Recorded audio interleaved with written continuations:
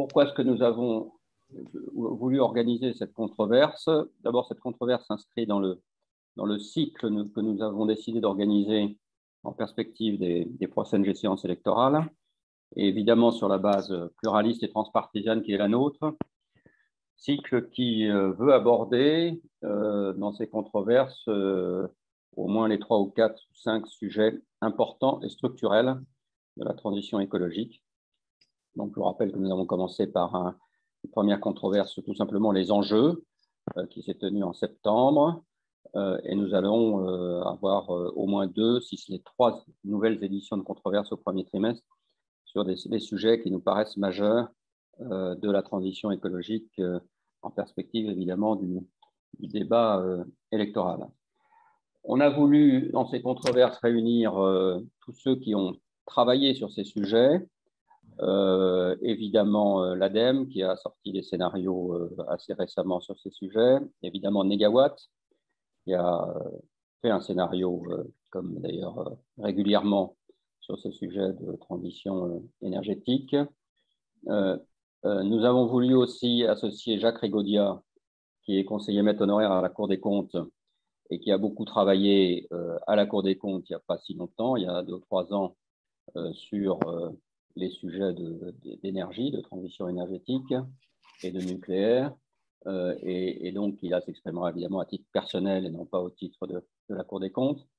Et enfin, Berang Shirizadze, qui est chercheur et consultant sur la transition et qui a travaillé à la fois dans le passé sur des scénarios du CIRED et aussi depuis sur un certain nombre de sujets de transition écologique.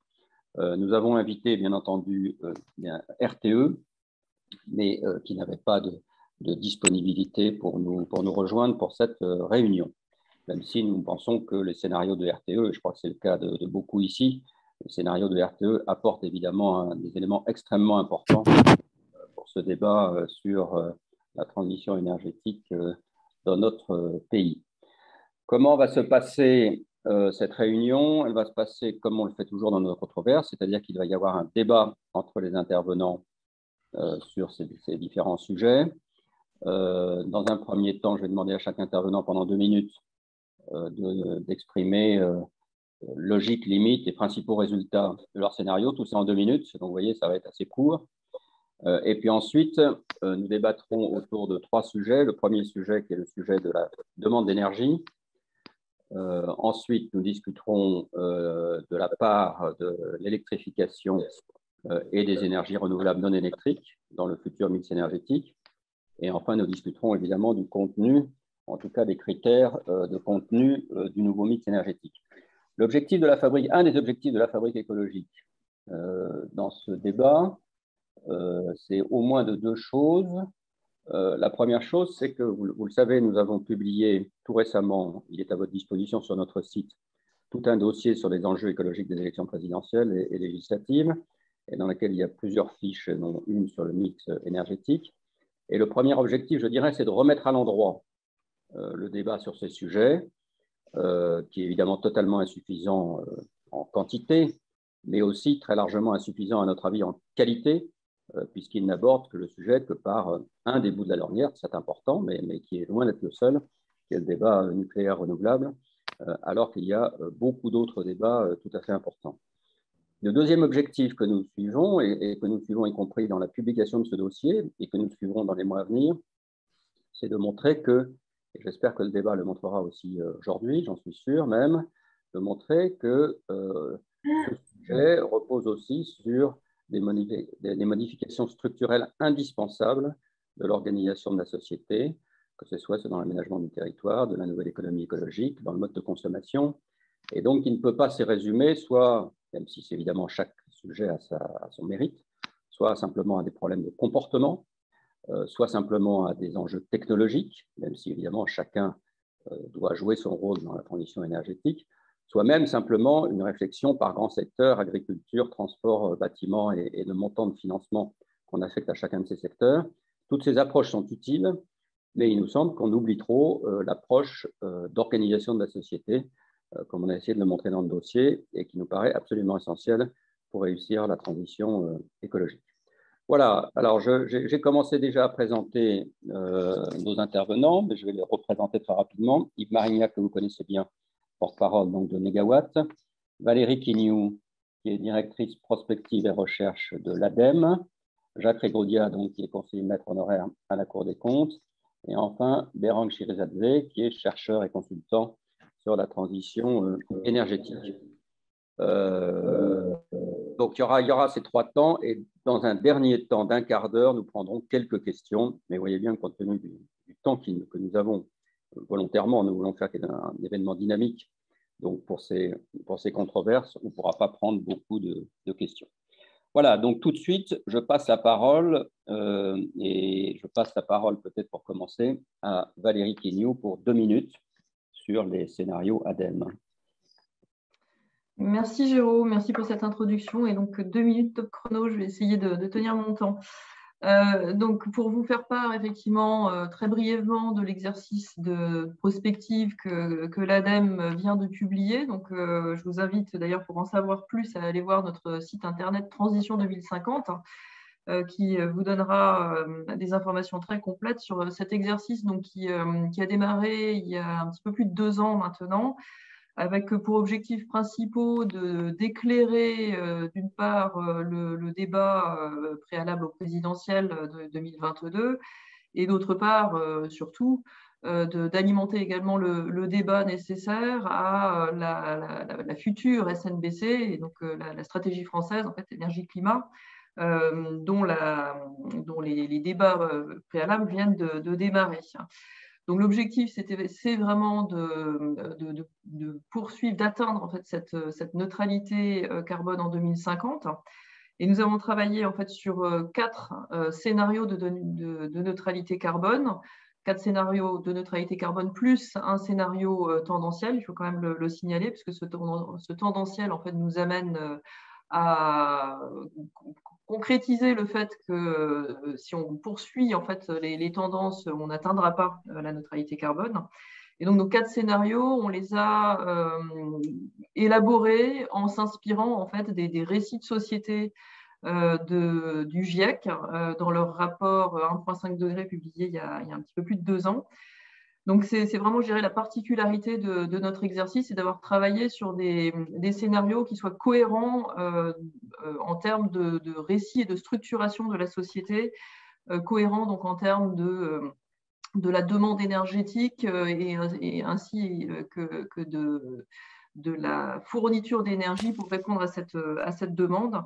Alors, très brièvement, ces 4 scénarios se distinguent par un plus ou moins fort appel à la sobriété d'une part, ou au contraire un plus ou moins fort appel à la technologie au travers soit de l'efficacité énergétique ou de la décarbonation.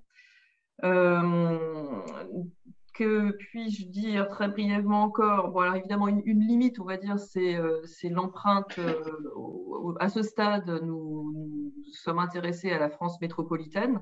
Et cet exercice, en fait, sera complété par d'autres publications, y compris empreintes, d'ici le courant de l'année 2022, et notamment d'ici mars 2022. Et dans les principales conclusions que cet exercice apporte, bon, c'est d'une part qu'on peut atteindre cette neutralité carbone, à condition toutefois effectivement de maîtriser notre demande d'énergie, d'avoir également, comme vous le disiez, une approche vraiment systémique de la société. Il faut vraiment que ce soit de façon cohérente, en fait, que cette transition soit menée, parce que les choix qui sont faits dans un secteur peuvent impacter d'autres secteurs. Et donc, nous portons aujourd'hui au débat un certain nombre de questions liées à la sobriété, liées à l'usage des puits naturels ou technologiques, liées à nos modes d'alimentation, liées également à la transformation nécessaire du secteur du bâtiment ou de l'industrie. Voilà, comme je ne souhaite pas déborder, je m'arrête là, même si c'est très gentil. C'est très gentil de respecter cette règle un peu contraignante, j'en ai conscience. Berang Shirizadze, même question sur vos travaux, logique, limite, résultat. Bonjour. Alors, en fait, pour commencer, les travaux sur le mix électrique français qui étaient réalisés au CIRED, ils étaient réalisés pendant ma thèse, là-bas sous la direction de Philippe Quirion, qui est directeur de recherche CNRS. Donc, dans ces travaux, on avait organisé aussi pas mal de webinaires pour communiquer. Donc, je veux juste parler des grandes conclusions de ces travaux, qui étaient premièrement, un mix électrique 100% renouvelable ne coûterait pas plus cher que ce que ça coûte déjà aujourd'hui l'électricité en France, même quand on prend en compte les incertitudes sur les conditions météo et le coût des technologies émergentes. Deuxièmement, un système électrique, la décarbonation du système électrique est possible pour 200 € par tonne de prix de carbone. Donc, c'était un prix assez robuste parce qu'on avait étudié plusieurs scénarios. On avait fait pas mal d'études de sensibilité. Et donc, c'est toujours dans un contexte effectivement neutralité carbone. Et encore, donc, et pour juste clarifier dernièrement que pour que le nucléaire, donc l'EPR notamment, soit rentable, disons, pour que le nucléaire entre dans le mix de point de vue de coût d'une manière optimale, il faut que vraiment le coût de nucléaire, donc EPR, baisse 50% et la durée de construction d'EPR baisse aussi de 50%. Donc, c'était les grands messages de ces travaux qu'il en avait réalisés. Et il y a aussi des travaux au cours sur le mix énergétique, donc on va étendre plus long et on va aussi présenter ces travaux bientôt. Sinon, actuellement, je suis salarié de Deloitte et à Deloitte aussi, on a fait 2 études sur l'avenir de transition énergétique en Europe, donc dans un contexte encore neutralité carbone. Premièrement, on a étudié le système électrique européen qui s'appelle Future of Power in Europe, qui est aussi disponible en ligne. Et les conclusions sont à peu près pareilles. Donc, c'est grâce aux renouvelables qu'on va arriver à la neutralité carbone d'une manière optimale de point de vue de coût. Et deuxième étude, c'était sur l'hydrogène, l'avenir de l'hydrogène en Europe, donc Hydrogen for Europe, qui est aussi disponible en ligne. Et là, on avait étudié jusqu'où on peut utiliser l'hydrogène dans le système énergétique européen.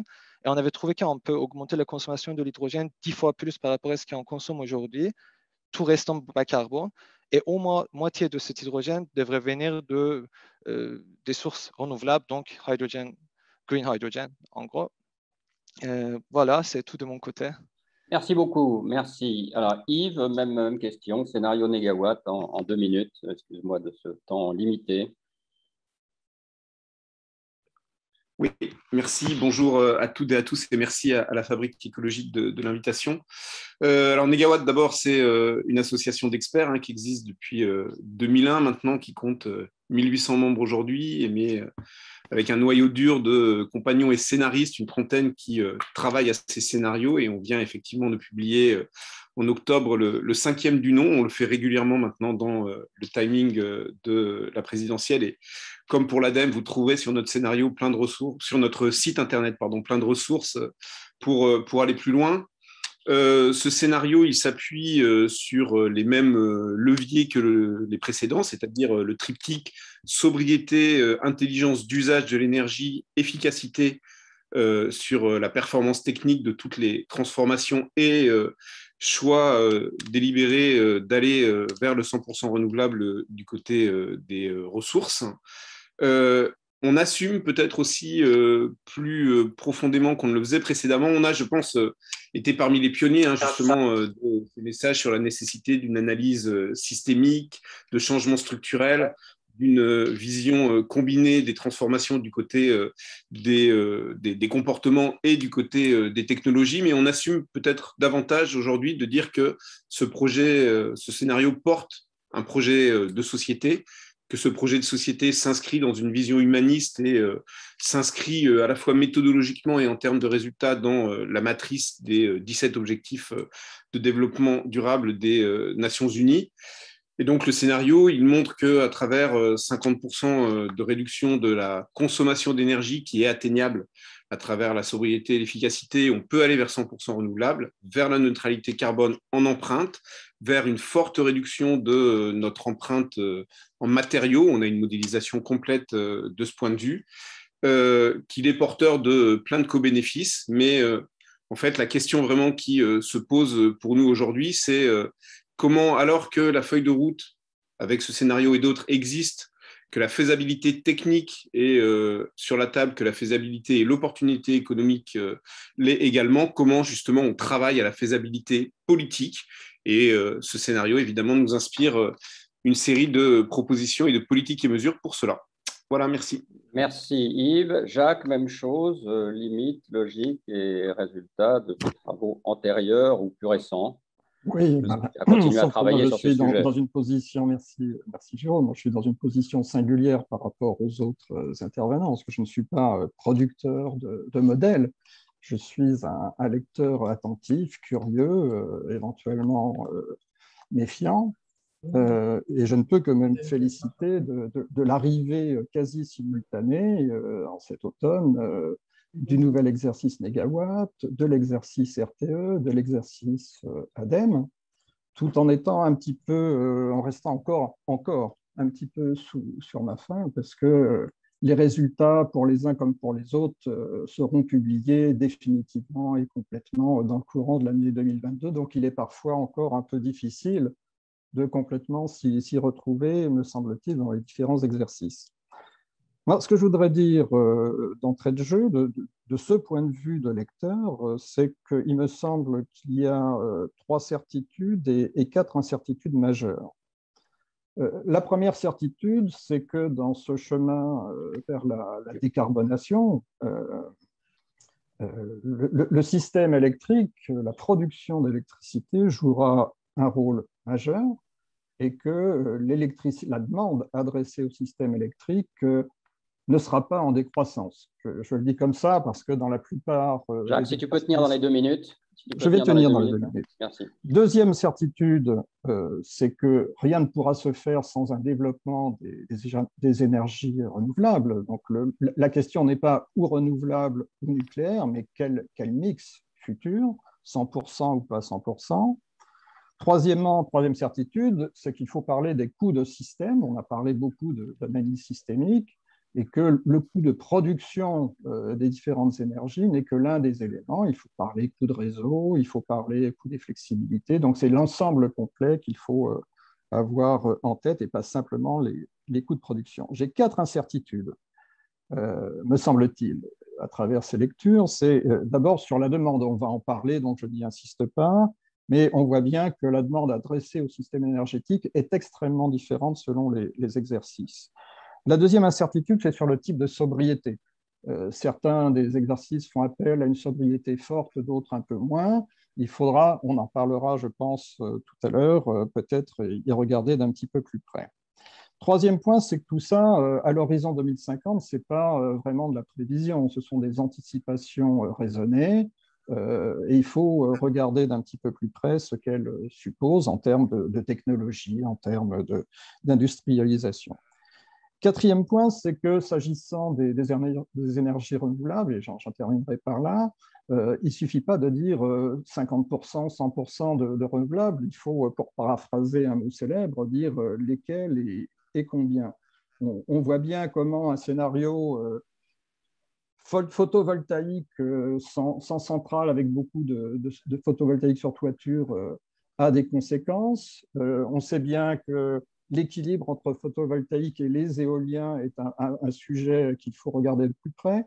Et il me semble que ce point-là mériterait d'être regardé vraiment attentivement dans l'avenir, compte tenu des différents exercices que nous avons désormais sur la table. Voilà, j'en ai terminé. Merci beaucoup, Jacques. Alors, nous passons à notre premier point, qui est donc sur la demande d'énergie. Je demande à chacun des intervenants, évidemment, de se concentrer au-delà des scénarios qu'ils ont eux-mêmes faits, sur ce qui leur apparaît prioritaire dans les années à venir, comme décision à prendre ou comme orientation à prendre dans les années à venir. Et peut-être en commençant la première question que je peux peut-être poser, je ne sais pas, hein, par exemple à Yves, est-ce que vraiment la diminution de la consommation d'énergie telle qu'elle est prévue est atteignable qu'elle dirait, s'il y avait une recommandation ou 2 recommandations à faire pour les années à venir, quelles seraient les décisions d'inflexion majeures qu'il faudrait prendre pour y arriver? Alors, vaste question. On pourrait, pour commencer, retourner la question, c'est-à-dire est-ce que les objectifs de neutralité carbone et plus largement de soutenabilité y inclut la réduction de nos autres empreintes écologiques, y inclut la question de la justice sociale, sont atteignables sans faire ce type d'effort. Et aujourd'hui, nous pensons dans une recherche d'optimum, là encore, de soutenabilité, que ce type de réduction de la demande est non seulement atteignable, enfin non seulement nécessaire, mais tout à fait souhaitable. La réduction de la demande dont on parle, il faut peut-être déminer les choses. On viendra peut-être plus en détail sur ce dont on parle quand on parle de sobriété, mais on est justement dans le scénario Négawatt sur une ligne de crête où on cherche à éviter encore, et le temps nous est de plus en plus compté pour ça, hein, évidemment, face à l'urgence écologique, des modifications trop contraignantes. Alors certaines le sont, typiquement quand on parle de la sobriété au sens de s'inscrire dans des comportements compatibles avec les limites planétaires. Il nous semble que ça justifie de réduire de réduire le recours au transport aérien, notamment sur le territoire métropolitain, et qu'il faut mettre en place des choses pour effectivement limiter cela. Mais certaines relèvent beaucoup plus de l'incitation, par exemple, du type de politique que l'on peut prendre pour encourager des colocations et maintenir le nombre moyen de personnes par logement ou maintenir la surface moyenne par habitant. C'est typiquement des hypothèses que l'on fait, surface moyenne de logement par habitant, hein, des hypothèses que l'on fait dans le scénario Négawatt. Mais voilà, là, cette maîtrise de la demande, elle est possible et nécessaire. Elle passe évidemment par des choses importantes. J'ai en tête notamment la question de la rénovation thermique du bâtiment. On aura peut-être l'occasion d'en discuter plus en détail, qui est un incontournable. Mais là encore, d'un point de vue social, il y a énormément de co-bénéfices à ce type d'action. Et à l'inverse, des trajectoires qui ne réduisent pas significativement la consommation d'énergie s'exposent du point de vue des coûts et du point de vue des impacts environnementaux et sociaux à énormément de risques et de problèmes. Alors Valérie, même question. Quels seraient le point ou les deux points importants pour enclencher une dynamique de réduction de la consommation d'énergie, sachant qu'on en parle beaucoup depuis 20 ans, enfin que ça n'avance pas quand même beaucoup dans ce domaine. Enfin, il y a des choses de fait, mais que ça n'avance pas quand même au niveau où il faudrait. Donc, et l'ADEME a elle-même des scénarios où, avec une variation assez forte entre les diverses hypothèses, quelle est ta recommandation ou ta logique sur ce sujet ? Je pense que tout d'abord, je pense qu'il faut vraiment bien avoir à l'esprit en fait, que la réduction de la demande, de toute façon, elle est essentielle, même dans le cadre de notre exercice, même dans des scénarios où on s'est placé plutôt sur une poursuite des modes de vie actuels. Même dans notre scénario qui est le plus consommateur, on va dire, on a quand même une baisse d'énergie qui est assez considérable par rapport à aujourd'hui, en fait, de l'ordre de moins 20 à peu près sur la consommation d'énergie finale. Donc, en fait, quand on parle de sobriété dans nos scénarios les plus sobres, de fait, cette sobriété, elle est quand même assez nécessaire un peu partout. Donc, c'est à la fois en fait, de la sobriété, mais aussi des technologies, de l'efficacité énergétique, etc. Donc, je pense que ce qui est crucial, c'est d'aller, de poursuivre en fait, tous les efforts, effectivement, et de les intensifier sur le transport, sur, Yves l'évoquait, sur le bâtiment. Enfin, le bâtiment, c'est vraiment essentiel que l'on poursuive en fait toutes les mesures en fait de rénovation énergétique, mais de façon drastiquement, on va dire, amplifiée. Il est essentiel aussi qu'on soit plus vigilant sur tout ce qui est économie circulaire. En fait, il faut à la fois qu'on réduise ou qu'on réutilise et qu'on recycle en fait autant que possible les ressources que l'on utilise de façon à limiter voilà, cet impact. Donc, il me semble vraiment que la question, en fait, en tout cas clé, c'est jusqu'où on peut aller en termes de sobriété, sachant qu'effectivement, si on ne réduit pas suffisamment notre consommation d'énergie, nécessairement, on arrive à faire un pari vraiment excessivement fort en fait, sur comment on va s'en sortir si on veut atteindre la neutralité. Parce que ça veut dire, dans ce cas-là, faire appel à des puits technologique où on ira absorber du CO2 dans l'atmosphère, mais d'une part, ça consomme, c'est pas gratuit, ça consomme énormément aussi d'énergie d'aller capter du CO2 atmosphérique. Et aujourd'hui, ça s'appuie sur des technologies qui ne sont pas encore totalement matures. Donc voilà. Donc je pense que la clé, c'est plus ou moins de sobriété, mais en tout cas de la sobriété. Jacques, je ne crois pas trahir un secret en disant que tu es interrogatif sur la possibilité. Oui, mais enfin, je suis interrogatif. Je crois que tout le monde est d'accord sur le fait qu'il faut réduire autant que faire se peut la demande énergétique. C'est quand même la décarbonation, c'est d'abord utiliser le moins possible d'énergie. C'est une évidence pour tout le monde, je pense, et c'est pas contestable. Mais dans la demande, il y a quand même trois éléments. Il y a un élément sobriété qui s'adresse au modèle de consommation. Il y a un élément efficacité qui s'adresse aux techniques productives, et pas seulement d'ailleurs. Se chauffer par des pompes à chaleur, ce n'est pas exactement que de le faire avec des radiateurs électriques à effet Joule. Donc, je vais un petit peu vite en les opposant à ce point, j'en suis bien conscient.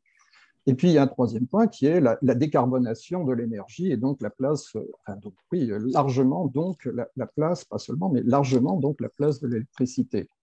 Il me semble qu'il faut vraiment avoir en tête ces trois volets, parce que moi, j'ai une interrogation, en tous les cas, sur le volet sobriété. Pardonnez-moi, mais bonnet rouge, gilet jaune, les qualificatifs de couleurs se sont accumulés. Je pense que ce n'est pas fini, parce que le vrai sujet pour moi, du côté sobriété, c'est l'acceptabilité sociale, politique de ce mouvement. Parce que mes amis d'Attaque viennent de sortir un livre qui s'appelle « Ce dont nous avons besoin ». Mais en même temps, si j'ose dire, nos amis pékinois, amis entre guillemets bien sûr, ont interdit aux enfants de regarder les écrans plus de X heures par jour, par semaine, enfin je ne sais trop quoi. C'est-à-dire qu'on est, je vais caricaturer exprès, mais on est entre un pôle que je qualifierais de franciscain, de sobriété assumée et heureuse, mais qui suppose d'en avoir, si j'ose dire, les moyens, qui pose une question sociale. Et puis, de l'autre côté, il y a une version plus normative, plus autoritaire. Alors, il faudra vraisemblablement utiliser les deux, bien évidemment. Je crois que, par exemple, le règlement énergétique 2020, qui va interdire le fioul et le gaz dans les constructions neuves, est une norme utile, intéressante. Mais il y a des normes peut-être plus contraignantes qui auront peut-être sans doute plus de difficultés. Je pense à limitation de vitesse, par exemple, plus de difficultés à s'imposer. Donc moi, ce qui me soucie là-dedans, c'est l'ampleur que l'on donne à la sobriété.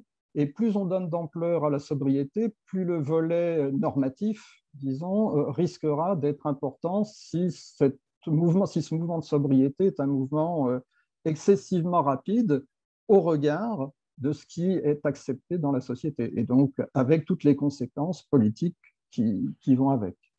Alors, c'est évidemment au cœur du débat, donc Yves, puis Valérie pour réagir. Oui, merci. Ben oui, on est au cœur du débat, puisque la question de l'acceptabilité sociale de politique de sobriété est cruciale. Et je vais peut-être du coup rebondir sur quelques éléments apportés par Jacques. D'abord, sur la question des gilets jaunes. Les gilets jaunes, c'est pour nous l'exacte illustration d'une mauvaise introduction d'une politique de sobriété. Politique de sobriété au sens avec un signal taxe sur le carburant, on espère entraîner un changement de comportement des usagers, mais où on le fait, alors je laisse ici de côté, même s'il y a quand même pas mal de questions institutionnelles sur la non-possibilité d'inscrire directement le produit de cette taxe à des actions de type développement des transports en commun, mais au-delà de ça, cette taxe, elle n'avait aucun effet redistributif affiché. Et donc, en fait, on est en plein dans l'aspect punitif d'un signal pris auprès de ménages qui, en particulier, ça a été ça le point de départ, sont des ménages complètement dépendants aujourd'hui, contraints par une forme de mobilité qui ne repose que sur l'automobile et qui leur demande de faire des déplacements de plus en plus longs. Parce que, et ça a été d'ailleurs les premiers mots du président de la République dans sa réponse un mois plus tard à la crise des Gilets jaunes, il a dit on est victime de 4 décennies de politique d'aménagement du territoire.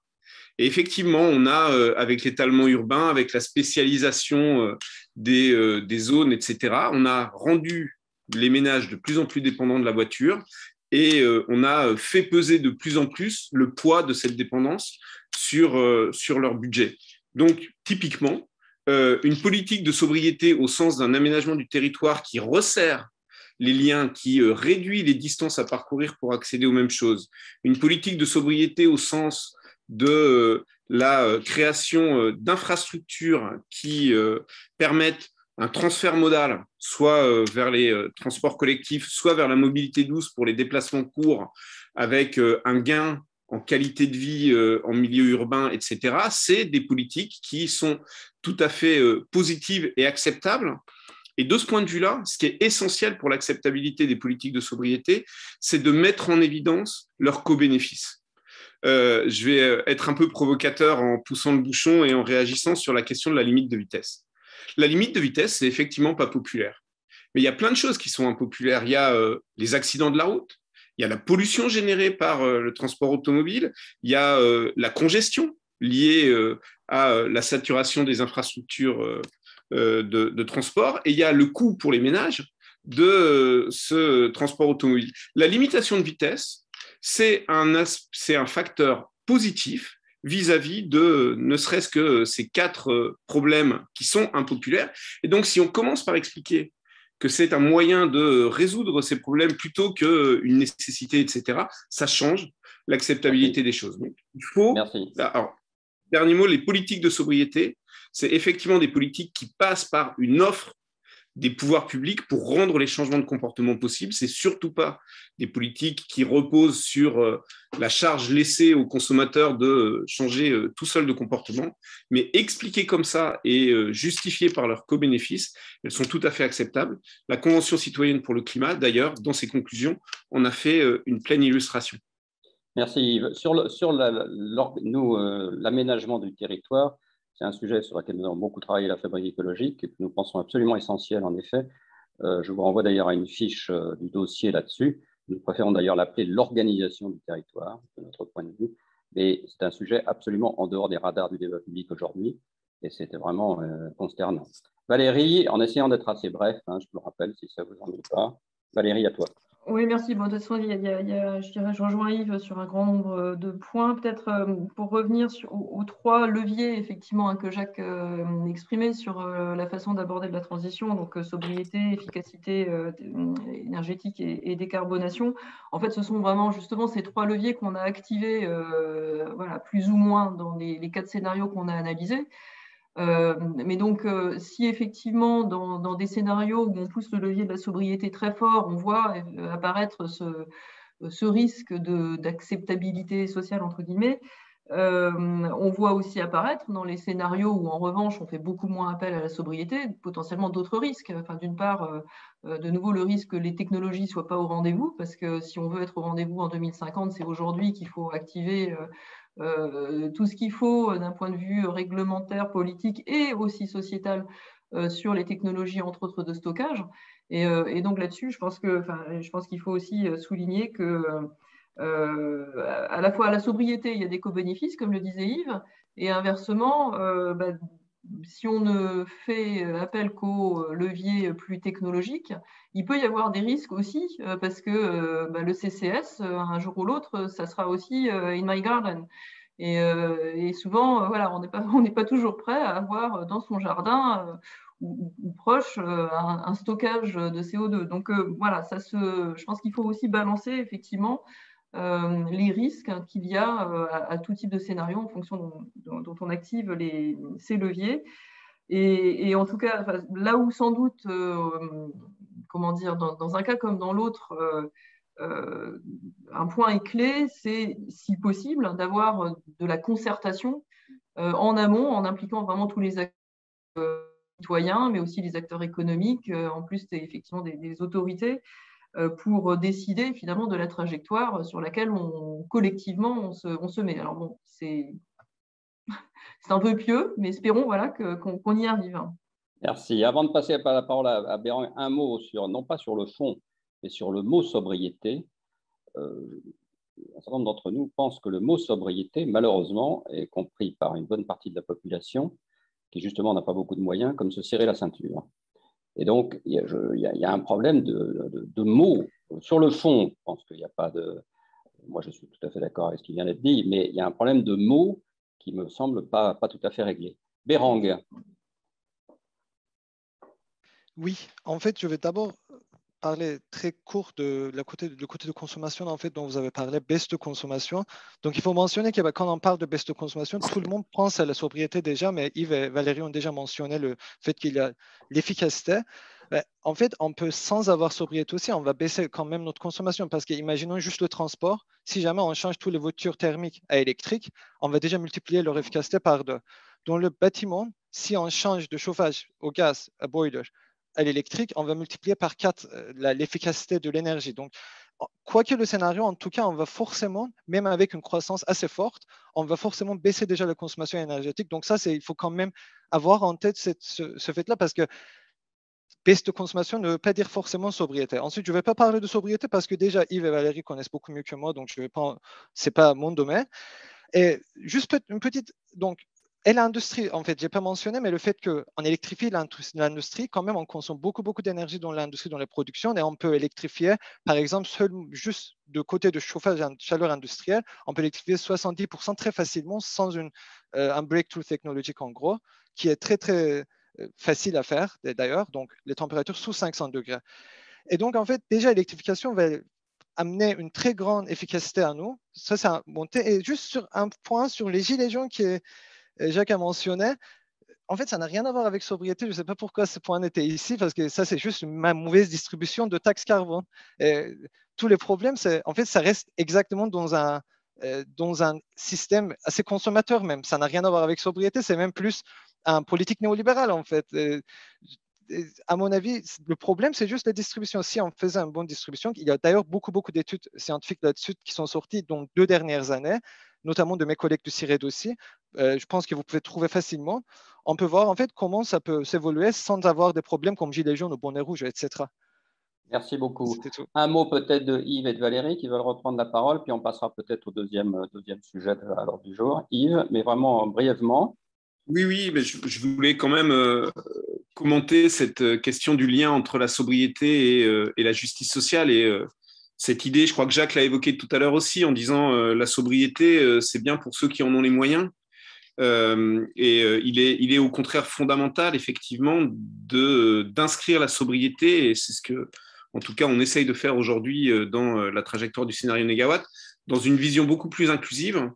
On se réfère notamment pour ça aujourd'hui à la théorie du donut, que beaucoup d'entre vous doivent connaître, qui consiste à viser à inscrire l'économie entre 2 limites, un plafond évidemment qui est celui des limites planétaires, mais aussi un plancher qui est celui de la satisfaction des besoins individuels. Et donc le scénario Négawatt, il vise une trajectoire où non seulement on réduit, comme je l'évoquais tout à l'heure à propos du transport aérien, des usages de l'énergie qui ne sont pas généralisables et qui donc ne sont pas soutenables, mais où aussi on renforce l'accès de tous à l'énergie. Alors, ce n'est pas seulement de la sobriété. La rénovation thermique du bâtiment, c'est évidemment aussi une politique de lutte contre la précarité énergétique. Mais ce que j'évoquais en matière d'organisation du territoire, j'aime bien ce terme plutôt qu'aménagement, ce type de changement structurel, c'est évidemment de nature à réduire la vulnérabilité des ménages, la vulnérabilité de leur budget au prix de l'énergie et à renforcer l'accès de tous au service. Et je crois que c'est vraiment important d'avoir ça comme boussole pour justement ne pas avoir de la sobriété une vision à la fois restrictive et contrainte ou réservée à un luxe de bobo.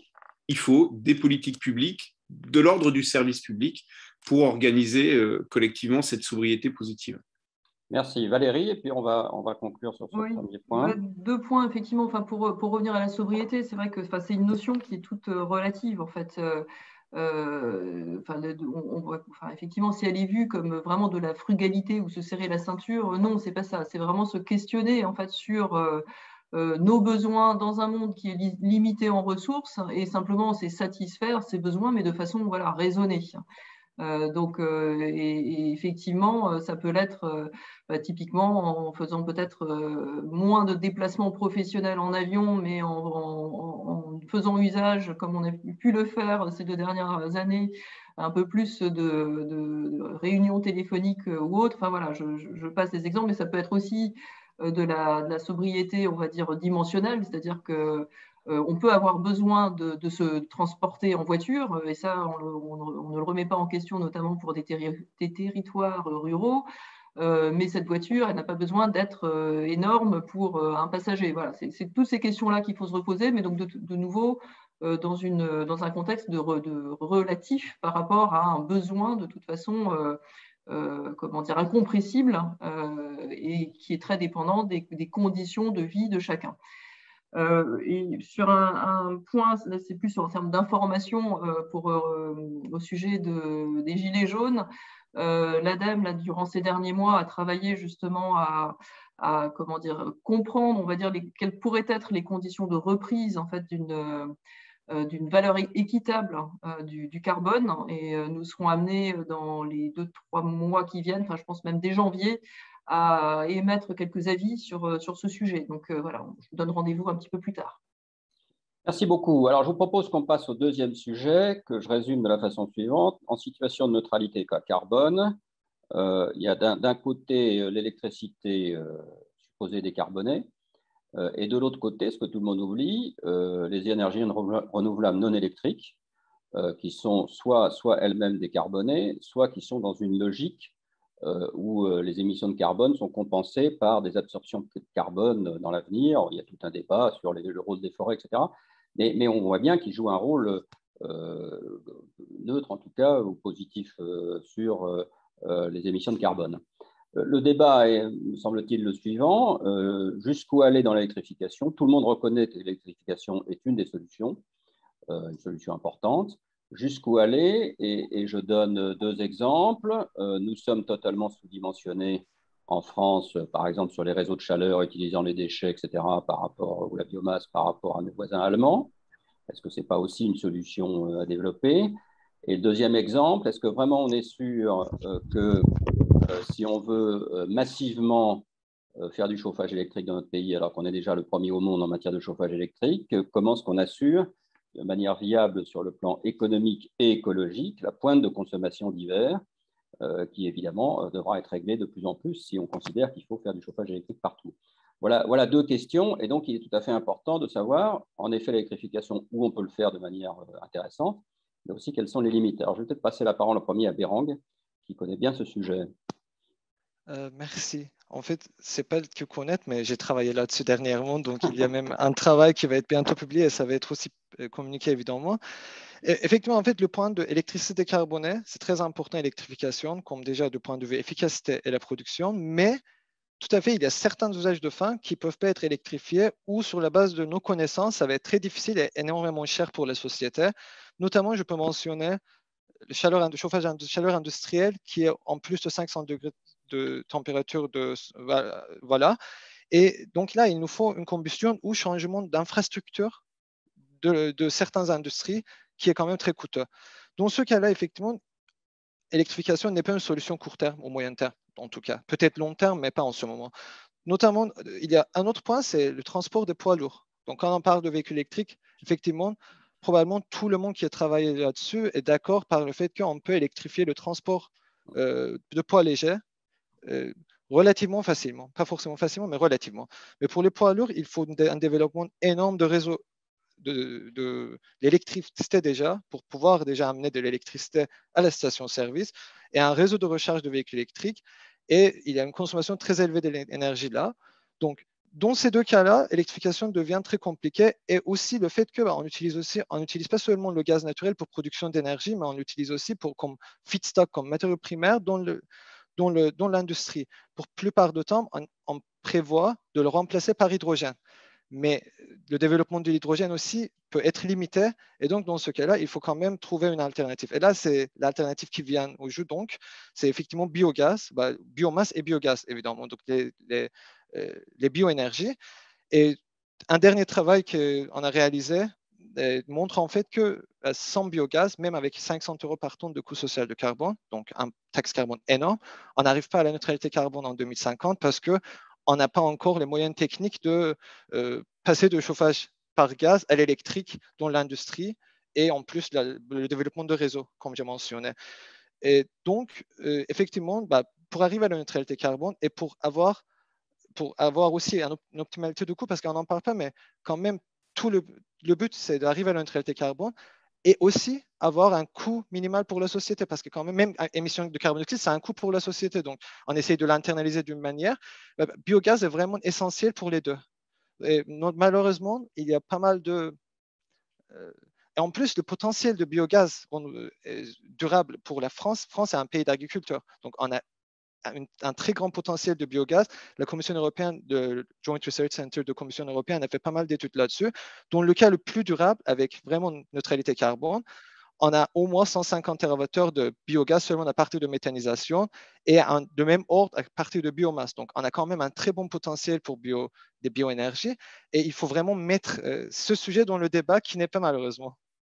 Nous sommes pour notre part très favorables au biogaz et au développement du biogaz, sur lequel la France est très en retard.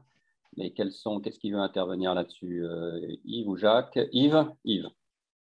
Oui, je veux bien, parce que, dans le même sens, mais effectivement, quand on pose d'une manière globale la question de la décarbonation totale, puisque c'est ça qu'il faut viser du système énergétique, il y a 3 leviers. Il y a le levier de la maîtrise de la demande, bien sûr, le levier de l'électrification et le levier du recours à la biomasse.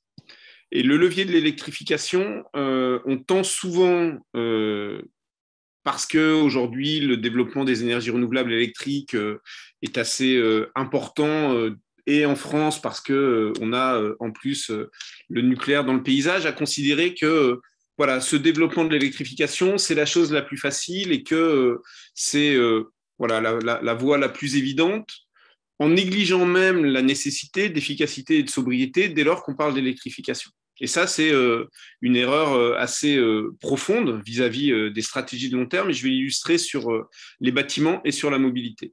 Sur les bâtiments, clairement, l'électricité efficiente, c'est-à-dire pas les convecteurs, mais des pompes à chaleur dans des bâtiments rénovés en profondeur du point de vue thermique, c'est avec les réseaux de chaleur et avec les systèmes bois, les systèmes les plus efficients que l'on peut envisager à long terme. Et donc, typiquement, dans le scénario négawatt, on mise sur ces 2 options prioritairement et on sort le gaz des bâtiments. Mais encore une fois, l'électricité à condition d'efficacité dans ce cas. Dans la mobilité, on voit que, Bérang en a parlé, si on va vers du tout électrique, hein, on a du point de vue des réseaux, du point de vue des coûts, mais aussi du point de vue des matériaux. On a regardé ça sous l'angle du lithium dans le scénario négawatt, un fort risque de rencontrer d'autres limites et de transférer en fait les problèmes aujourd'hui liés à l'accès à la ressource pétrole vers un accès à la ressource lithium ou à d'autres ressources pour les batteries. Et donc, l'électrification dans la mobilité et dans les transports, elle doit être associée à de la sobriété et associée au recours à d'autres vecteurs. Et effectivement, de ce point de vue, le biogaz est très important. Mais ce qui est essentiel, et c'était un des termes du début de cette controverse, c'est d'avoir sur ces sujets une approche systémique, de bien choisir les différents vecteurs là où ils sont appropriés, et de veiller aussi à leurs bonnes conditions de déploiement. Et bien sûr, du côté du biogaz et de la biomasse, compte tenu des enjeux croisés entre le carbone énergie et le carbone biologique, il faut être très vigilant dans les conditions de déploiement. Mais Bérang l'a dit, il y a quand même des potentiels très importants et essentiels à aller exploiter. Jacques, tu rappelais, je crois, dans un de tes papiers que les renouvelables non électriques étaient une oui, part ça, je pense majoritaire. que tout le monde le sait. Oui, mais je pense que ce n'est pas inintéressant de le bois rappeler. énergie, comme on dit, est la première ressource, ou la première source, pardon, de renouvelables. Évidemment, c'est carboné. Mais moi, j'ai une interrogation un peu, j'allais dire, bête et méchante. C'est-à-dire que notre sujet, c'est les dérèglements climatiques, donc les gaz à effet de serre, donc pour faire simple, les émissions de CO2, mais j'y reviendrai tout à l'heure. D'une certaine façon, moi, je dirais que le maintien de renouvelables non électriques est source de CO2 et pose la question de compensation carbone. Il n'y a qu'une exception a priori. Je vous pose la question, c'est la méthanisation, puisqu'on évite de l'échappement de méthane dans l'air et qu'ensuite on l'utilise comme gaz, on le brûle comme CO2 et le différentiel de pouvoir de réchauffement global est suffisamment important pour justifier d'un point de vue climatique, si j'ose dire, la méthanisation. Mais dans tous les autres cas de figure, j'entends bien ce que disait Bérang, il y a des cas où on ne sait pas faire autrement. Il parlait de la chaleur industrielle pour plus de 500 degrés, hein, si j'ai bien entendu. Donc, il y a des usages, si j'ose dire, qu'aujourd'hui, on ne sait pas éviter. Mais ma question bête et méchante, hein, j'y reviens, c'est mais faut-il vraiment, j'entends bien qu'on est en retard par rapport aux Allemands sur la biomasse, par exemple, sur le chauffage, mais faut-il développer des formes d'énergie certes renouvelables, mais carbonées? Valérie, éclaire-nous sur ce sujet. Alors, en fait, il y a cette question-là et les précédentes. Alors, je ne sais pas, je sais pas si je pourrais répondre à tout, mais comment dire, de toute façon, effectivement, de nouveau, tout doit être vu dans le cadre d'un équilibre et aussi en termes d'émissions et de puits. Donc, les développements d'énergie renouvelable carbonée, je dirais pourquoi pas, à condition qu'on ait aussi des puits pour compenser ça. Donc, et assez souvent, ou en tout cas assez naturellement, on en vient à la question de la gestion du coût global en fait, de la biomasse dans ces différents usages. Qu'ils soient alimentaires ou non alimentaires, et non alimentaires, soit comme matériaux de construction, soit comme usage bois énergie, ou comme usage en tant que puits naturel de carbone. Et donc, moi, je dirais, j'ai pas tant de réponses oui ou non à la question de Jacques. Je pense que, de nouveau, il faut poser sur la table tous les éléments, tous les usages que l'on peut faire des différentes énergies et parler d'ailleurs, sortir de la question qui est beaucoup trop à œillère de mix électrique et parler de mix énergétique et vraiment voilà, de voir plus large et de voir quels sont les conflits d'usage que l'on peut avoir sur certaines ressources, de nouveau dans un monde qui est contraint, qui est limité. Voilà. Alors, juste aussi pour précision, nos scénarios donc, seront complétés prochainement par une analyse du mix électrique, pour le coup. Donc, ça sera publié fin janvier. Mais donc, d'ores et déjà, dans notre publication, on a la demande énergétique globale et donc, entre autres, la demande d'électricité. Et une précision, c'est que cette demande dans nos scénarios, en fait, en part de mix énergétique, l'électricité augmente. Aujourd'hui, en 2015, je crois qu'on était à 27% à peu près d'électricité dans la consommation finale d'énergie. Dans nos scénarios, cette part, elle augmente de 40 à 50 et quelques pourcents en fonction de nos scénarios. Mais ça, c'est en part de mix. Si on regarde ensuite vraiment en quantité réelle, nos deux premiers scénarios qui jouent plus sur la sobriété sont soit dans une réduction en fait, de la demande d'électricité, soit dans quelque chose d'assez stable dans le scénario 2, ou sur nos scénarios 3 et 4, là, effectivement, une consommation d'électricité qui croît. Mais bon, voilà. Donc, je pose des informations qui répondent en partie à toutes les questions posées. Mais... Merci. Alors, Bérang, puis Yves, rapidement, puis on va passer au troisième sujet. Oui, en fait, je vais réagir juste à ce point des renouvelables carbonés, donc biomasse et biogaz. En fait, ils ne sont pas forcément carbonés. Si on parle de carbone dioxyde, déjà, il faut séparer carbone dioxyde ou pollution atmosphérique. Là, d'abord, je vais parler du carbone dioxyde. Quand on parle de carbone dioxyde, ce biomasse et biogaz sont normalement étaient censés déjà être décomposés et émis d'une manière en air, dans la forme de majoritairement méthane. Donc, si déjà on le capte comme ça et on le brûle et on fait carbone dioxyde, c'est 20 à 80 fois, il y a 20 à 80 fois moins d'effet de serre de carbone dioxyde par rapport à méthane. Donc, déjà, du point de vue de carbone dioxyde, normalement, neutralité carbone, une grande partie, si on ne fait pas agriculture dédiée pour production de biogaz et biomasse, qui ne sera pas le cas, j'espère, va même peut-être apporter des émissions négatives. Ça, c'est très important à mentionner. Deuxième point, si on parle de pollution atmosphérique, effectivement, moi, je n'ai jamais mentionné chauffage résidentiel.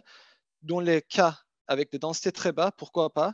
Mais si on est dans les zones urbaines avec densité élevée, effectivement, on est tout d'accord qu'il ne faut pas de combustion généralement. Donc, mais l'industrie et transport de poids lourds que j'ai mentionné, ils n'entrent pas dans les villes généralement. Donc, du point de vue de pollution atmosphérique, quand même, si c'est les régions pas denses, pourquoi pas? Donc, c'était juste clarification sur ce point. Mais merci de cette clarification très utile. Yves?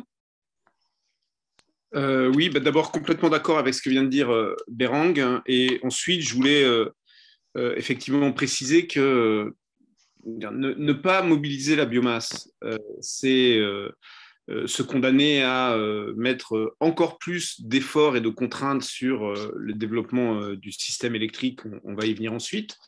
Mais que pour autant, il ne faut effectivement pas développer la biomasse dans des conditions qui la rendent non soutenable. Il faut rester, par exemple, sur des usages aussi locaux que possible sur le bois énergie. Il faut développer, c'est ce qu'on fait dans le scénario Négawatt, les carburants issus de biomasse dans des conditions soutenables. Donc, pas ou très peu de biocarburants pour ne pas avoir de production et donc d'utilisation de sol agricole dédié à l'énergie, puisque l'enjeu des usages des sols, le maintien du zéro artificialisation nette est aussi un objectif important que l'on essaye de tenir dans le scénario. Et donc, on est sur de l'usage de biogaz qui vient uniquement de coproduits et de sous-produits, et qui, du coup, s'inscrit dans des cycles de carbone qui, effectivement, sont à l'équilibre au moins, voire renforcent les puits de carbone, et donc dans cette utilisation vertueuse de la biomasse. Mais il faut être très vigilant, effectivement, sur ce point, et l'être d'autant plus sur la biomasse solide, sur le bois énergie. Et là, on le développe de 70% dans le scénario, mais son usage décroît ensuite, parce que sur la ressource forêt, il y a de très fortes incertitudes sur son évolution à long terme et sur les scénarios d'augmentation ou au contraire de réduction du prélèvement par rapport à la tenue de nos forêts dans le temps face au dérèglement climatique. Donc il faut être prudent dans l'usage de la biomasse, mais il ne faut pas du tout se l'interdire, on en a besoin dans la trajectoire globale. Merci beaucoup. Alors, je vous propose qu'on passe au troisième débat sur le mix électrique. Il ne s'agit pas dans ce troisième débat de dire, voilà, il faudra telle ou telle chose, etc. Parce que je pense qu'on est plutôt là pour éclairer nos concitoyens sur les termes du débat. Et donc, je vous propose qu'on se concentre sur les critères qu'il faut utiliser pour faire le choix le moment venu, sachant que je crois qu'une bonne partie d'entre nous, je pense même la quasi-totalité, souhaite qu'il y ait un débat public sur ce sujet important avant toute décision, et ça me paraît évidemment très important, et un débat public très éclairé sur les différentes composantes du sujet. Et donc, quels sont les critères pour le futur mix énergétique et donc sur les décisions à prendre dans les années à venir? On peut peut-être commencer par Jacques.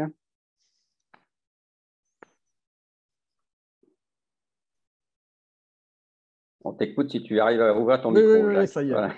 C'est bon là. Ouais, tu m'as pris par surprise. Je t'ai pris de court. Tu m'as pris de court, oui.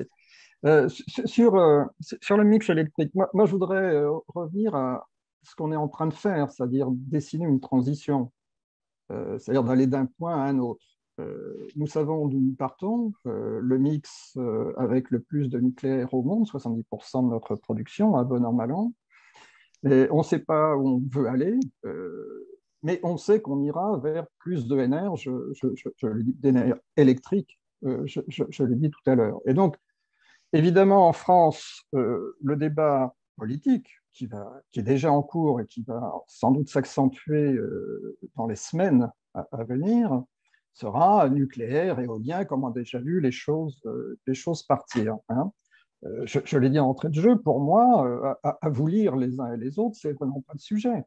Le sujet, c'est ENR tout seul ou ENR plus quelque chose. Et si ENR possible, si ENR, tenir compte des conséquences du développement de l'ENR, les scénarios RTE viennent de le redémontrer pour ceux qui ne le savaient pas, il y a des questions de réseau, décentralisation du réseau, bidirectionnalité des réseaux, problème d'inertie avec les électroniques de puissance. Enfin, il y a toute une série de choses qui vont imposer de transformer et même d'une certaine façon d'inverser les réseaux. C'est plus décentral vers le consommateur, mais c'est des énergies décentralisées qu'il faudra transporter et donc remonter en tension pour aller transporter ailleurs.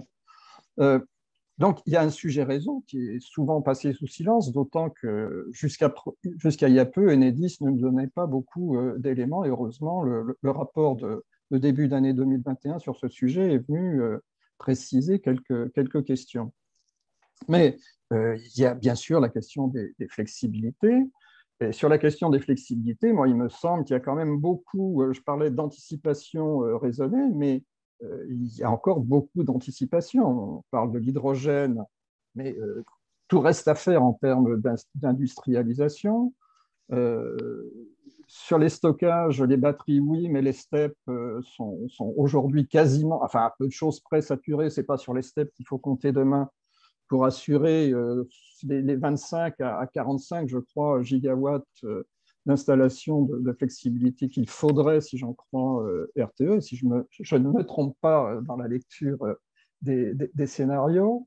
C'est-à-dire que ce qu'il faut construire, c'est des mix possibles et les mettre au débat.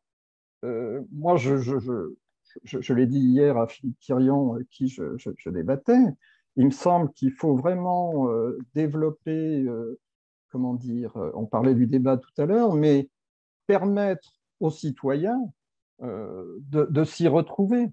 Et c'est-à-dire, qu'est-ce qui se passe si on fait ça en plus? Qu'est-ce qui se passe si on fait ça ailleurs ou plus tard? Et donc, le débat, je l'ai dit tout à l'heure, c'est est-ce que le photovoltaïque peut-être, mais quel équilibre entre le photovoltaïque et les éoliens? Et dans les éoliens, quid du flottant sur lesquels on a, à ma connaissance, mais vous allez peut-être me détromper, que des pilotes, des petits pilotes à l'heure actuelle. On ne sait pas les coûts de tout ça 2050, c'est des supputations. Donc, il faudrait aussi avoir, comment dire, moi, j'étais chargé de mission au commissariat du plan de 69 à 91. J'ai vu passer le mot planification, qu'on n'a pas encore utilisé, peut-être il viendra dans le débat, mais il faut pouvoir donner au débat public de quoi s'alimenter de manière éclairée. Et pour l'éclairer, il faut éclairer non seulement devant soi, mais aussi sur les côtés. Où est-ce qu'on risque de verser? Moi, je trouve qu'aujourd'hui, le débat est relativement confiné. Deux, le débat politique, pour autant qu'il s'exprime, est très, très peu éclairé. J'ai entendu des choses sur la tour Montparnasse qu'il suffirait de revêtir de panneaux qui me laissent un petit peu rêveur. Donc, je pense qu'il y a un travail, il y a votre travail qui y contribue, mais il faudrait vraiment développer, comment dire, que vos productions à vous soient susceptibles d'être saisies par le citoyen de base, ou en tous les cas le citoyen intéressé. Et je trouve que on y contribue peut-être aujourd'hui, mais c'est vraiment ça qui va être le gros problème. J'insistais sur l'acceptabilité sociale. Il n'y aura pas d'acceptabilité sociale s'il n'y a pas un débat démocratique. Alors, Bérang, puis Valérie.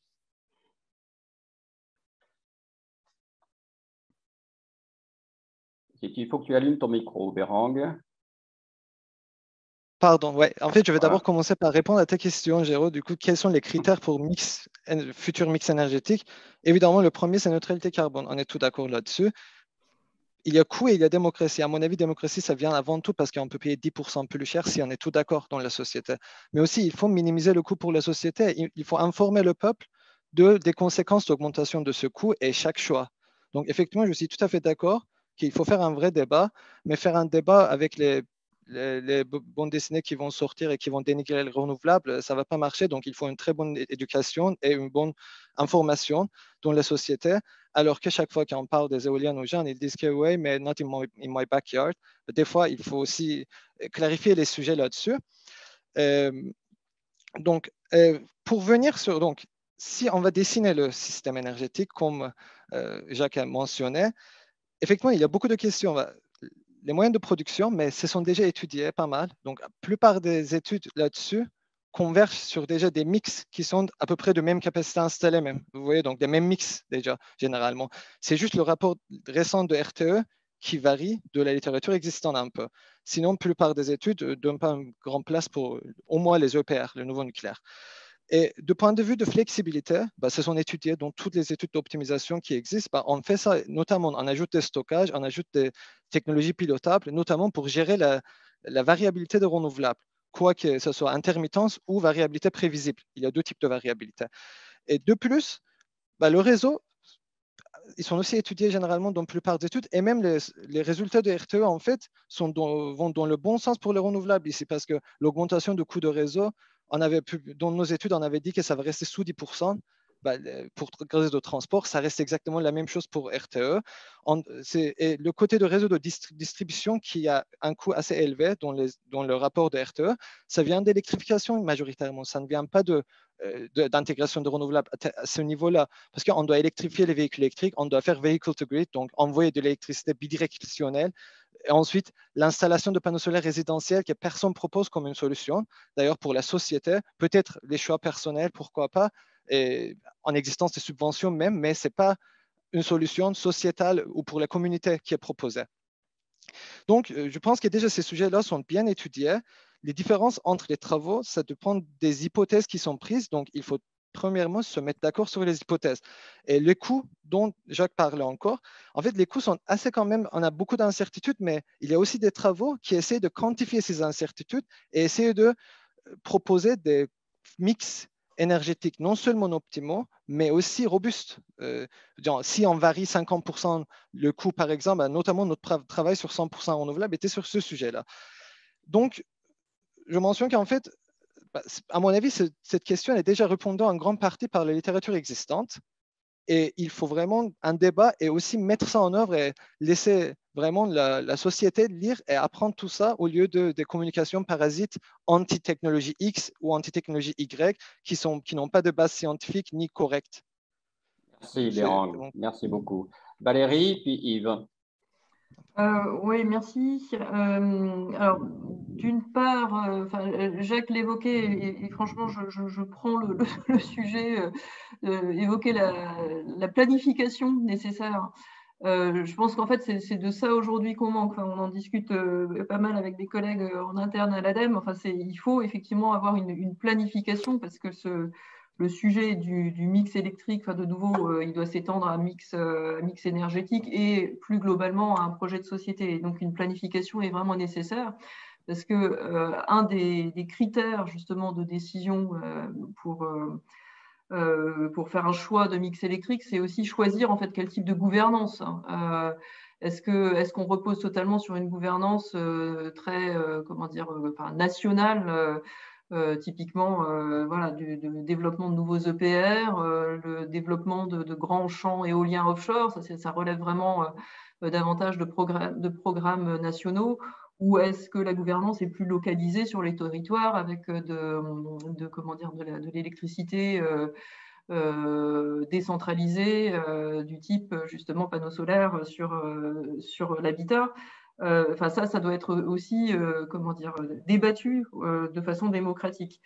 Peut-être dans les autres critères, on va dire, à prendre en compte, c'est aussi la France, oui, mais dans un contexte européen, notamment là en termes de mix électrique, on est dans un réseau européen, il faut quand même se souvenir de ça, d'interconnexion, et du coup aussi de réglementation européenne. Et je pense que la taxonomie européenne doit être aussi prise en compte en fait, dans les choix que nous faisons, parce que comme Bérang le disait, on parle là, dans le choix de mix électrique, on vise la neutralité carbone, mais effectivement, il y a aussi d'autres choix qui doivent être reliés à ça, c'est-à-dire que si à la fois on vise d'être neutre en carbone, il ne faut pas pour autant qu'on ait des effets négatifs sur la biodiversité, qu'on soit résilient en termes d'adaptation, qu'on ait également une consommation de ressources qui soit raisonnable, etc., etc. Donc ces critères taxonomiques, ils sont aussi à prendre en compte, je pense, dans les choix de nouveau démocratiques et planifiés de mix électrique. Avant de passer la parole à Yves, deux remarques très brèves. Ça fait un peu ancien combattant, je m'en excuse, mais il y a 30 ans ou il y a 20 ans, l'ensemble de ces sujets auraient été discutés dans un groupe central du plan avec l'ensemble des acteurs concernés pour déboucher sur un certain nombre de recommandations qui auraient fait consensus ou non, mais enfin qui auraient eu le mérite d'exister. Et là, on constate que malheureusement, il y a une très grande carence dans ce domaine. Deuxièmement, forte conviction chez nous, à la Fabrique écologique, de la nécessité de décentraliser davantage le système énergétique français. On a fait déjà des propositions assez multiples, importantes dans ce sens-là. Et nous pensons, nous, que tout en gardant évidemment la logique de réseau, la logique de péréquation et de solidarité, il est tout à fait possible et utile de décentraliser bien davantage le système énergétique français et que ce serait une exigence forte dans les années à venir. Je passe la parole à Yves.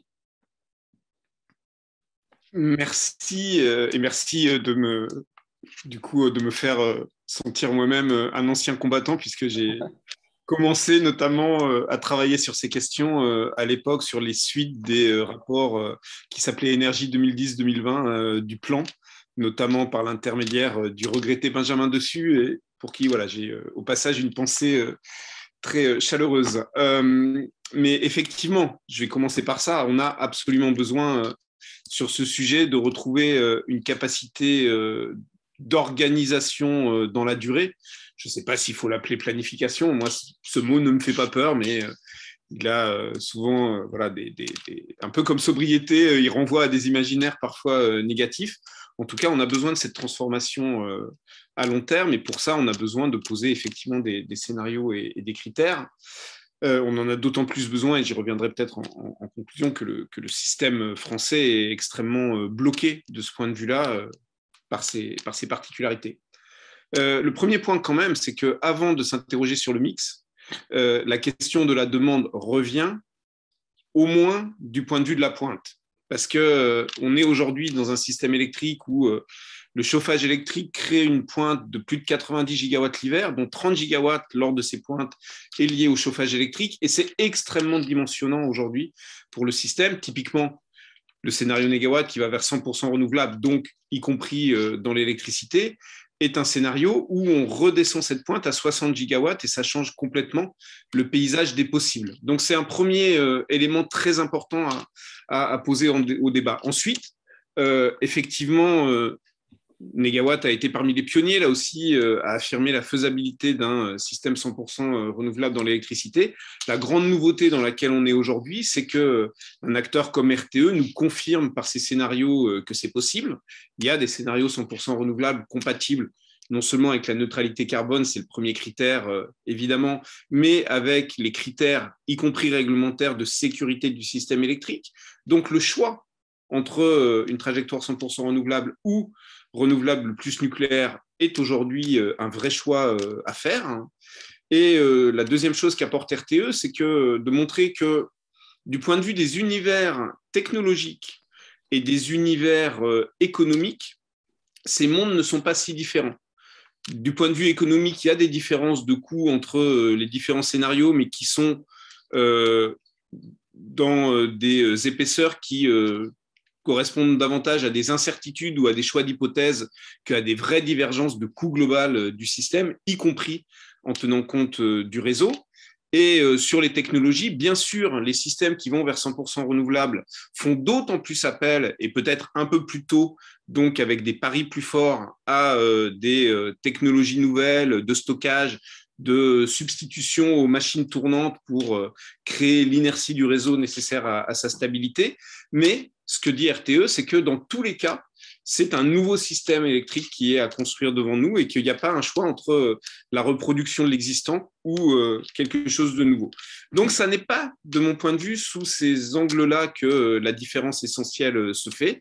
C'est plutôt sous l'angle, effectivement, comme l'a dit Valérie, des paysages très différents que dessinent ces scénarios. Et là encore, merci à RTE d'avoir regardé non seulement nucléaire versus renouvelable, mais renouvelable plutôt très centralisé et industrialisé versus renouvelable plutôt diffuse.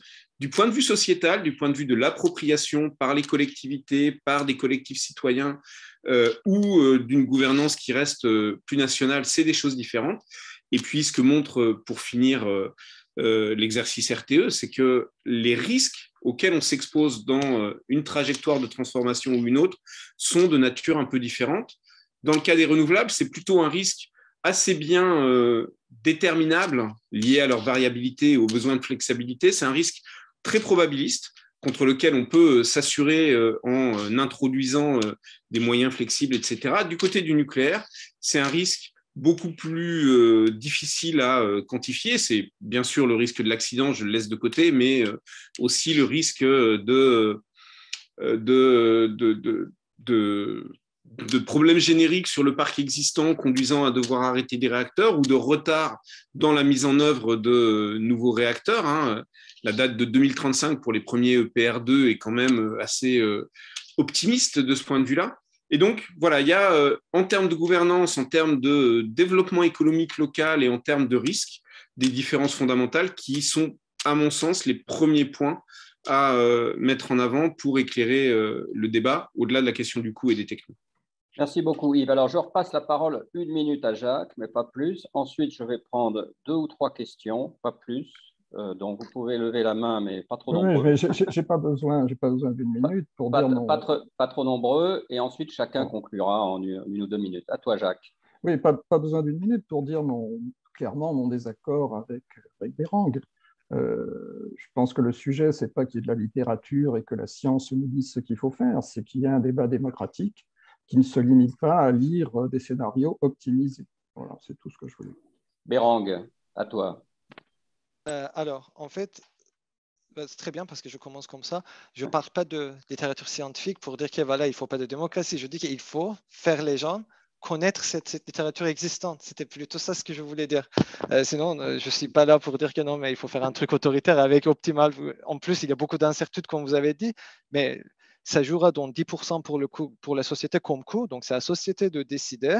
C'est pour les sociétés de décider s'ils veulent payer 10% plus cher ou 10% moins cher ou prendre le risque de se mettre dans le premier EPR, par exemple. En fait, c'est même pas 2035, c'est 2042-2043 après l'audit de EDF qui était sorti par contexte, qui était fuite.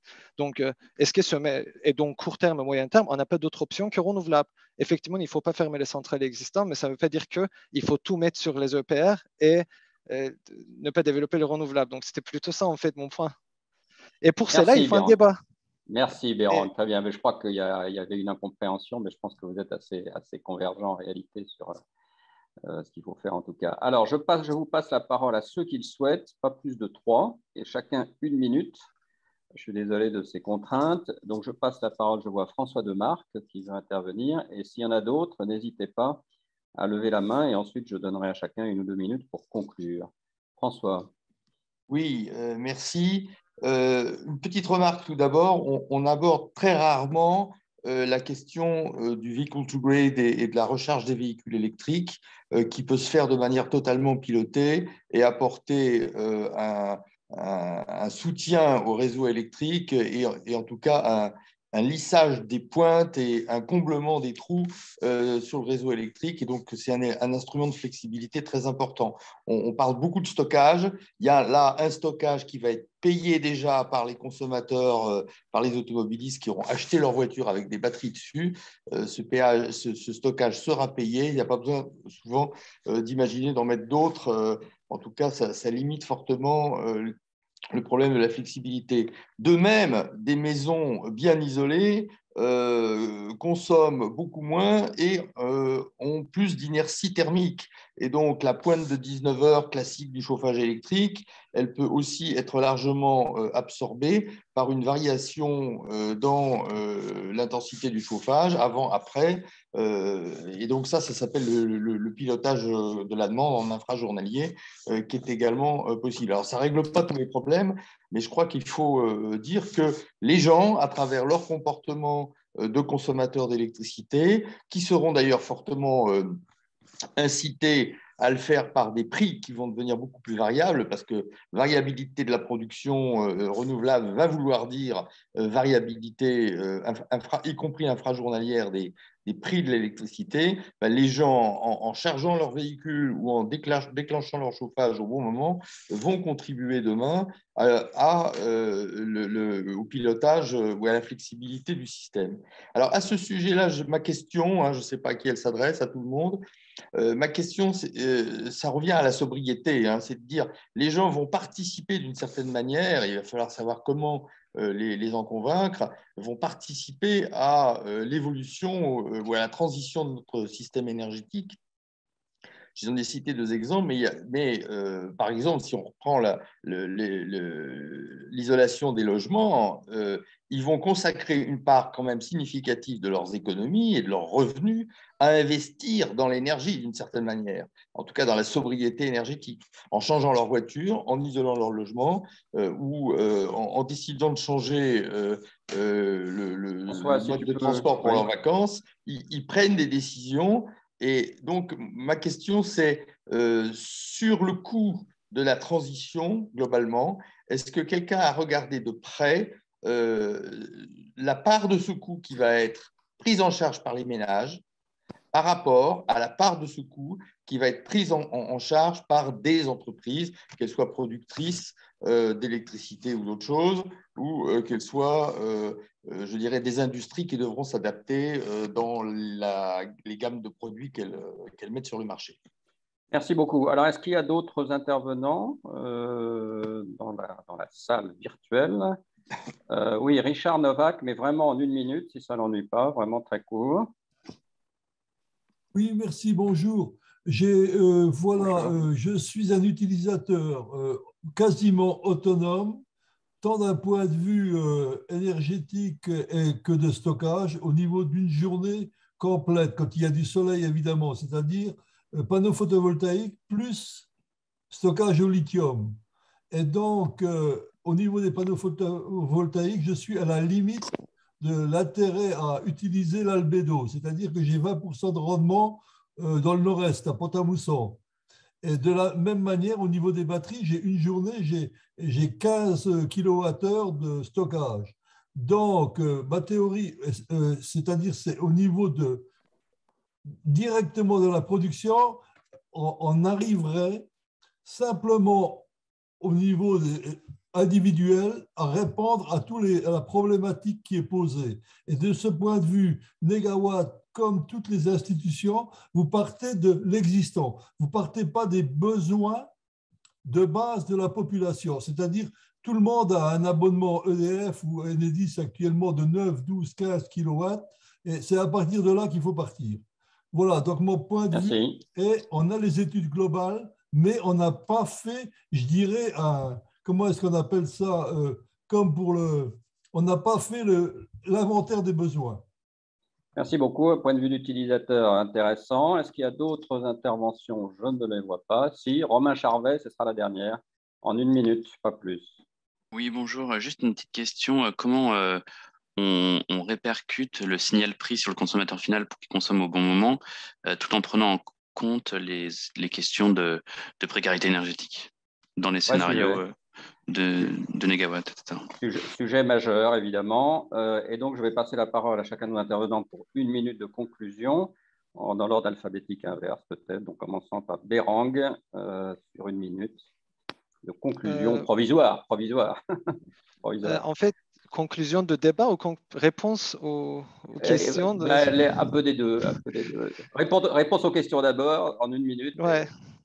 En fait, déjà sur la première question, coût de véhicule électrique, isolation pour les ménages, je ne pense pas qu'il y a un intérêt de faire une étude globale parce qu'il y a déjà les entreprises qui offrent ça, ils font déjà des études pour vous et ils disent que dans 10 ans, vous allez, voilà, ça va être un break-even pour vous, par exemple. Ils font déjà ces genres de sujets, donc je ne trouve pas un intérêt, mais vous pouvez voir normalement, ça doit être plus rentable pour vous au cas si vous avez des subventions. Et c'est là, en fait, qui est important. Mais véhicules électriques et isolation ne sont pas comparables. Isolation est très fortement favorable à l'augmentation de pouvoir d'achat des ménages, mais véhicules électriques, quand même, si on veut faire vehicle to grid, etc., ça va être très, très cher. Et actuellement, les technologies qu'il y en a là-dessus, non, mais pour faire réseau de distribution bidirectionnel, parce que pour vehicle to grid, il faut envoyer l'électricité dans le réseau. Ensuite, il faut avoir des bornes de recharge qui sont 2 directionnelles. Les prix sont là, en fait. Vous pouvez voir les offres existantes, c'est quand même assez cher. Donc, ce ne sont pas les mêmes choses. rapidement pour deuxième partie, non, je ne pars pas en fait de questions, donc je ne réponds pas à toutes les questions, mais en gros, la grande conclusion, de mon point de vue, c'était le fait qu'on ne fait pas beaucoup d'attention à tout le système énergétique, on focalise le débat sur renouvelables nucléaires électriques et le fait que on appuie beaucoup sur la sobriété qui est très bien comme solution, mais on ne quantifie pas exactement quelle est la part de sobriété dans la baisse de consommation parce qu'il y a une très grande partie qui vient déjà de l'électrification et l'efficacité et un débat public sur le sujet. Merci. Très bien, merci beaucoup. Alors, dans l'ordre alphabétique inverse, Jacques, pour 1 minute. Oui, je pense que ce débat montre qu'il faudrait qu'il y ait encore d'autres débats, parce qu'on n'a pas le temps de répondre aux quelques questions qui ont été prises. Moi, je dirais que les choses ne font que commencer, parce que nous sommes enfin au pied du mur, si j'ose dire. Et que donc, les problèmes, nous les connaissons, et les solutions, il va falloir les trouver, même si les réponses des uns et des autres ne sont pas forcément identiques. Nous sommes là entre gens de bonne compagnie qui nous efforçons de nous adosser à des arguments rationnels, éventuellement de la rationalité économique. Je redis, comme je l'ai dit tout à l'heure à Béran, que ce n'est pas de ça qu'il s'agit. Il s'agit de transformer une situation avec des habitudes. Elles peuvent être jugées mauvaises, elles peuvent être néfastes à l'équilibre planétaire. Et sur ce point, nous en sommes, je crois, tous d'accord. Tout ça n'est pas soutenable. Il faut donc bouger, et bouger rapidement. Il y a plusieurs modèles qui se proposent. Et l'électricité, moi je le redis, je redis ce que j'ai dit tout à l'heure, il y a un modèle hydraulique, c'est ENR plus hydraulique, c'est la Suisse, l'Autriche, la Suède, la Norvège. C'est les émirs de l'or blanc de demain, parce qu'ils ont la flexibilité, je dirais, ils ont une dotation naturelle. Pour tous les autres, il y a 2 modèles qui se proposent, c'est ENR plus gaz, qui soit naturel ou bio, c'est l'Allemagne, typiquement, sinon il n'y aurait pas Nord Stream 2, bien évidemment. Et puis, il y a nous qui partons d'une base largement, qui sommes très originaux, comme d'habitude, une base nucléaire. La question, c'est quel choix on fait. Est-ce qu'on va vers un modèle ENR plus des flexibilités au gaz, ou est-ce qu'on maintient une part importante du nucléaire, parce que de toute façon, et il me semble que c'est une des conclusions importantes de RTE, c'est qu'on ne peut pas faire 100% d'ENR dans un délai raisonnable, parce que cela excède ou excéderait, c'est aussi un débat à voir, les capacités industrielles, pas le potentiel.